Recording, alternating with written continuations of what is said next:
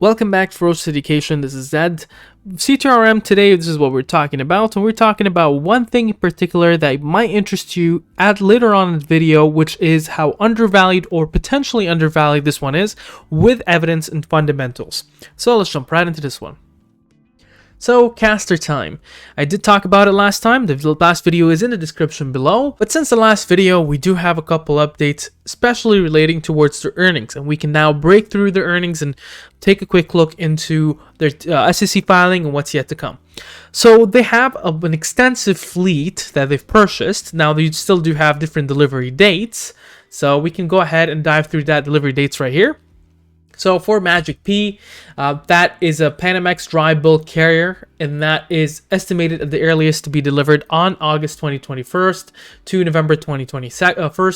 Now, in terms of other vehicles or other vessels such as Magic Sun, Magic Moon, Magic Rainbow, etc., you do have the corresponding dates. You see things coming on to be delivered at the earliest in April 2021, such as the Magic Rainbow. And you get to see as well others. April 2021, which is the Magic Orion. Magic Nova, that is April 2021 to August 2021. And you have ones all the way going to 2023 in February, the Wonder series. So we're seeing that a bunch of them. And we need to take a quick look into the last earnings, which is the Q4 2020 highlights. So over here, we have revenues. It's a net of $4.4 million off the 3 months ended December 31st, 2020. To compare to $2.8 million to the 3 months ended in December 31st, 2019, which is a 50% or 57% increase year over year. When it comes in towards the net loss is off $0.8 million for the 3 months ended December 31st, 2021, December 1st, 2020, compared to $0.5 million. So there's a tad of an increase there, even though the revenue has multiplied by almost 0.57. And you're looking into loss per earning per common share. You're looking currently at a 0.01 loss compared to 0.20. Now, this is just a strong indication of how diluted their shares are from a year ago. And in terms of the EBITDA, you're looking into a 0.3 million at the end of December 31st compared to 1.1 million last year, which is a 73% decrease, which is honestly not the best look on there. And I'll go through that in a second there. Average fleet time charter equivalent TCE, which is a rate of 10,257 per day for the 3 months ended in December 31st, 2020, as compared to around 10,789, which is a 5% decrease, which is okay. Cash and restricted cash is as off right now, 9.4 million of December 31st, and you're looking into 5.1 million last year. Now, there's a lot more cash that was raised, actually. I did talk about that in my last video. This one here is known to go ahead and continue on with making different offerings. And here's a management commentary. So 2020 was a very challenging year with significant disruptions in global trade flows and in the working environment, which we are still experiencing as we strive to ensure the timely and safe repatriation of our seafarers. Despite these challenges, we progressed our growth strategy and decisively executed on our plans. This success is a testament to our dedication and the strength of our business. In 2020, we doubled our fleet size, growing from 3 vessels to 6 vessels by the end of the year. This growth has continued to 2021 with addition once all deliveries are completed of another 8 vessels, increasing the fleet size to 14 vessels. 2 of these vessels, our Aframax LR2 tankers, mark our initial foray into the tanker market and allows us to diversify across shipping sectors. Finally, the dry bulk shipping market is steadily improving and the market participants expect a robust rate environment through 2021, which if it materializes, it is expected to drive our revenues higher.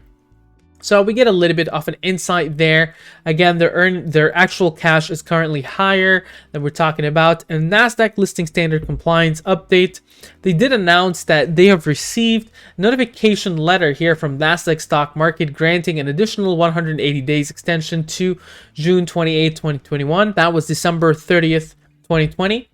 And also they have until June 28, 2021 to regain compliance. We can cure the disefficiency if the closing bid of our common share is $1 per share or higher. and they're evaluating all our options to regain compliance with minimum bid requirement within the second compliance period, including a reverse split. Now, for this one here, if you were to go back towards the price point, I do believe that they did reach compliance once back before. And we're going to look into that when we're going towards technical analysis. But if we were to look back into all the notes that they've received, Nasdaq didn't mention anything regarding that compliance period, except that right over here, receiving a 180-day extension. And again, we don't see that they've actually gained compliance. And we can actually check that right here on the Nasdaq website. And we see even with the jump in price, it still has no compliance there, still with the original notification days of December 30th. So you still have till June to consider perhaps a reverse split or try to do something different there that would increase the price points. And they do have different offerings, and I did talk about that before. Currently, they are entering two agreements, including ship-owning subsidiaries, entered into a $15.3 million secured term loan facility with a reputable financial institutions, or the $15.3 million term loan facility secured for or by the MV Magic Horizon and the MV Magic Nova, and the 15.3 million, etc., etc. And basically all that says is their credit lines, and goes on further towards vessel acquisitions. But some of the things that I do want to talk about today, and before we move on forward, if you would like to see more materials like this one, more videos like this one, make sure to drop a subscribe and leave notifications on, and you can join our server in the description below. But in terms of institutional buyers, you see that there's significant interest here still back in February, not so much in March. In March, actually, Sequoia International Group Limited decreased their shares by around 80%, down around, I believe, 53,000 shares. March has been very quiet for Castor. Now, we can take a look into the year ending 2019 to 2020. Also, given point that 2020 we have COVID, so some of the numbers there might not look as good. And in terms of the operating income, we're seeing a good amount of a decrease there. You're looking from 1.2 million to 452,000, so that's not good. And you're looking into total other incomes / expenses. You went from 195,000 to negative 2 million. You're looking from 1 million net income to net loss of almost 2 million. So things aren't looking good, but here's one thing they're good at. They're good at putting financing out, the 15.3 million. We looked at it earlier. You're looking as well into raising $18 million to going on with $26 million in terms of offerings. So this one here is an offering machine. Ever since I started trading, I recognize CTRM as an offering machine. Another 17.3 million, 18 million. So there has been a lot of offerings that this one does, and it will continue to dilute.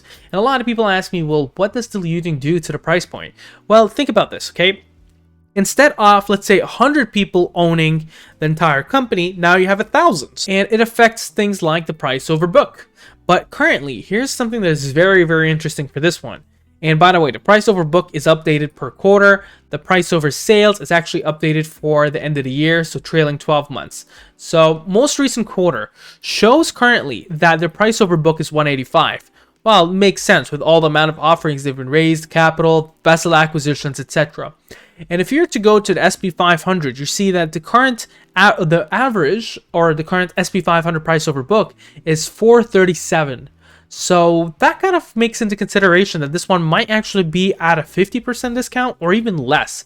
We can even start doing the math. 437 over 185, and you see how many multiple times. You're looking at 2.4 times or 2.36 times where it is currently right now. So that's something that is interesting, and we need to look into the technical analysis. Now, on a 1 week perspective, we get to see that this is actually going on in a bearish trading action zone, which is very interesting. That's when your 30 EMA is above the 10 SMA. And in order to escape that, you're looking at 94 cents on the top and 63 cents on the bottom. Currently, it's within it, and that's where you start seeing bearish reversals to happen here in most. Now, in terms of the MACD, you're seeing it going on towards the negative part, testing a negative reversal. And it would be very interesting because in the next week or so, you get to see whether that MACD is going negative or will just get rejected and go back positive. Now, need to look into a one-day perspective to understand this better. Currently, the MACD is negative. It is looking like it's actually attempting a positive reversal there. So we might see that in the next 2 to 3 days. In terms of the moving averages, 10 SMA is above 30 EMA. So over here, above the 90 cents, you get to see it's above the 50 SMA, and that will be a bullish zone to below that. around 90 cents or above. Now, in terms of the moving averages, so the moving average band, 97 cents at the top, 89 in the middle, and 80 cents in the bottom. That's where you start the stock to trade at. Now, stochastic fast and stochastic slow are both dipping down, telling you to be careful. Try to see where the next support is. And the current next support on the Fibonacci retracements, you're seeing 54 cents on the bottom, 11 cents after that. Significant resistances, 81 cents, 103. You're looking at 125, 156, and 195. And we can go ahead and start drawing the price line actions. We see a very, very strong support at the 71 cents. Below there, you're looking at 64 cents, 61 cents.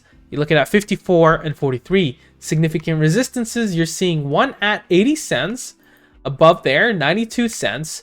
Above there, you're looking at 106. Above there, 116, 130, and 147, followed by 159. And then it comes to the question to Ed, what do you think about this one here? Well, there's a lot of things in my mind regarding this one here, especially regarding how didn't we actually get compliance. And here's the thing. You see 1, 2, 3, 4, 5, 6, 7, 8, 9, 10, 11, almost 12 days above $1. And usually that is good enough, but there's other metrics as well with it. And I thought we reached compliance, but I guess based on their SEC filing, maybe not. And based on the NASDAQ website, maybe not as well. So those are things that concern me a little, including as well the continuous raising of shares, additional shares and offerings. That's something that doesn't really sit well with me. But however, the price over book looks like it's at a discount and it might have potential to raise back up. Now, it's always been a risky play for vessels because they depreciate often, and it's kind of a race, whether net revenue versus depreciation.